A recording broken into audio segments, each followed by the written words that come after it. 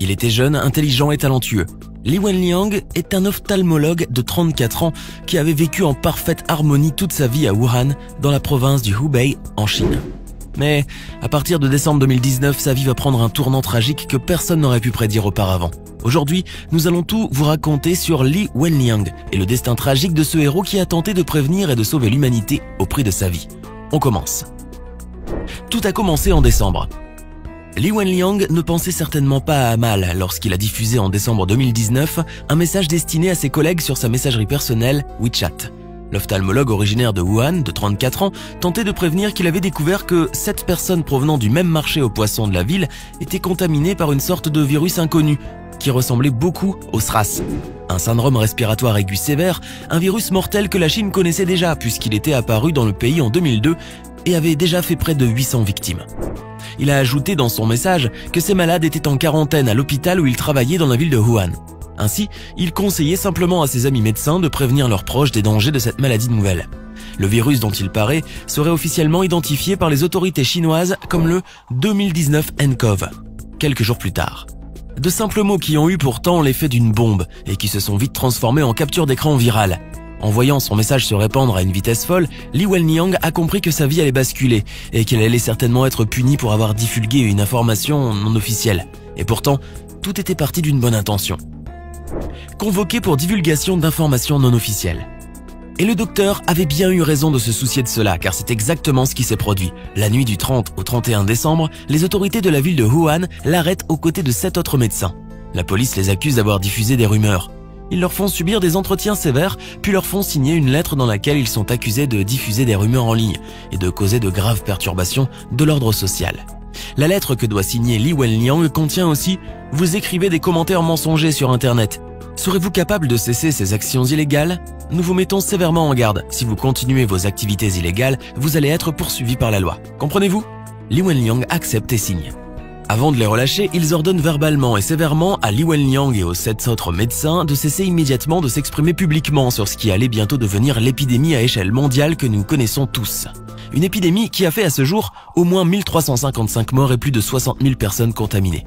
Mais cela, à l'époque, personne ne s'en doutait, et l'ophtalmologiste va alors retourner travailler sans savoir que le pire l'attendait. À son tour contaminé.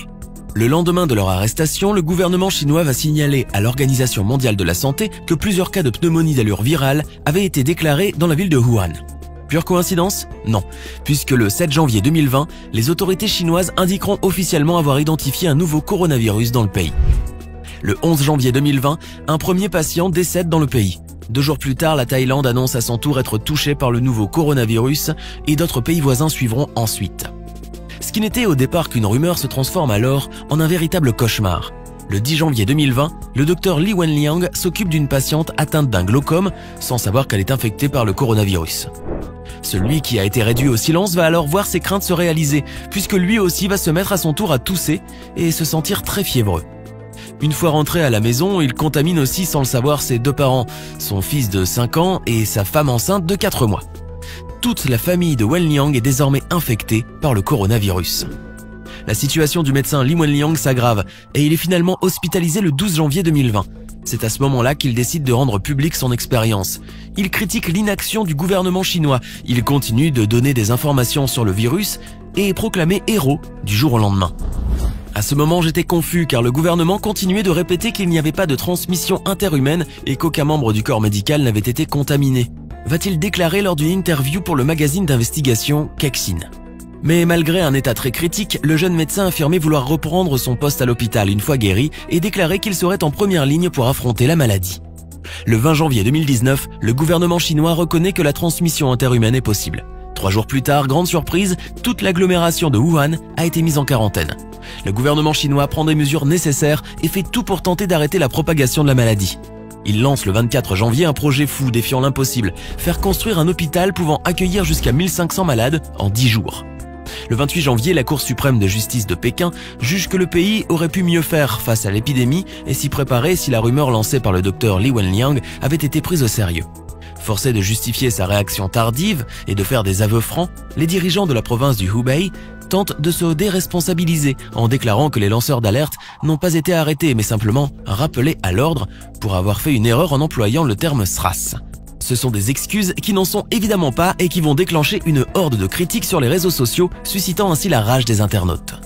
En revanche, pour sa part, le maire de Wuhan s'est excusé d'avoir retardé la diffusion d'informations sur le coronavirus dans une interview à la télévision chinoise.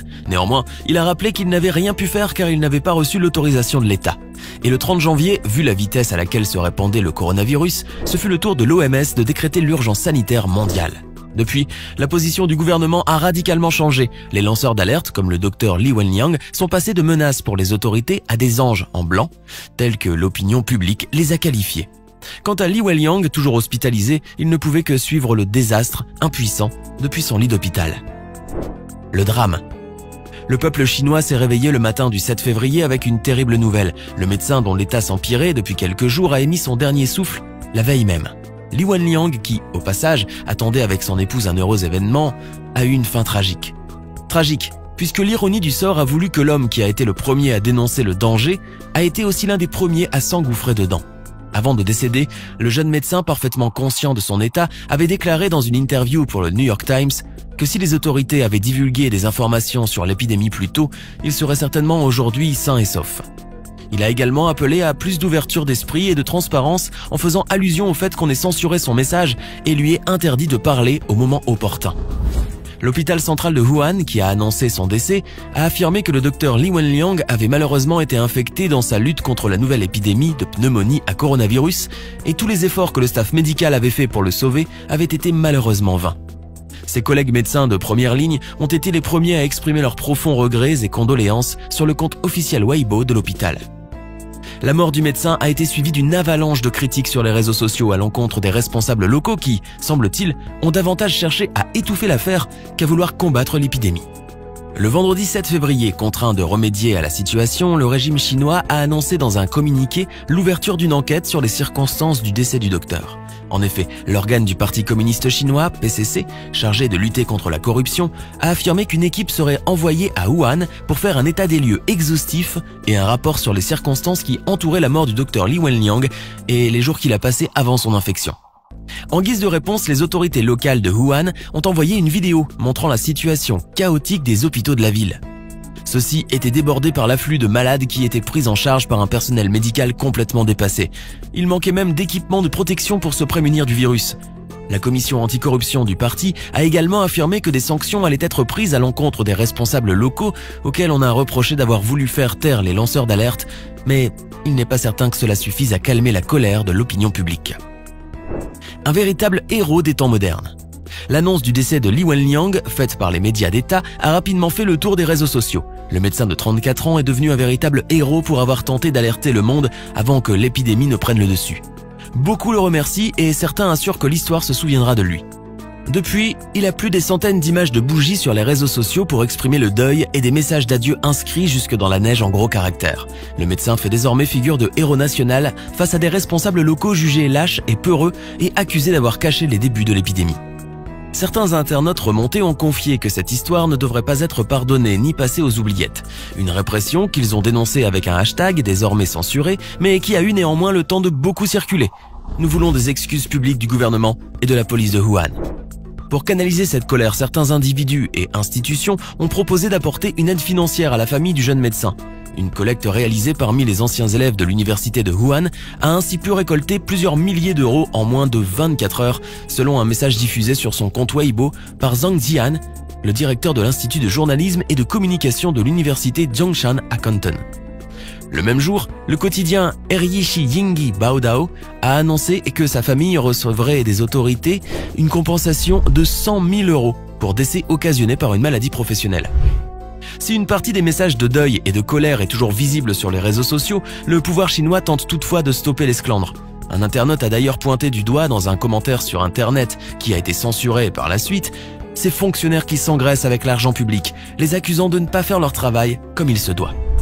L'Organisation mondiale de la santé a également réagi à ce malheureux événement en exprimant sa profonde tristesse.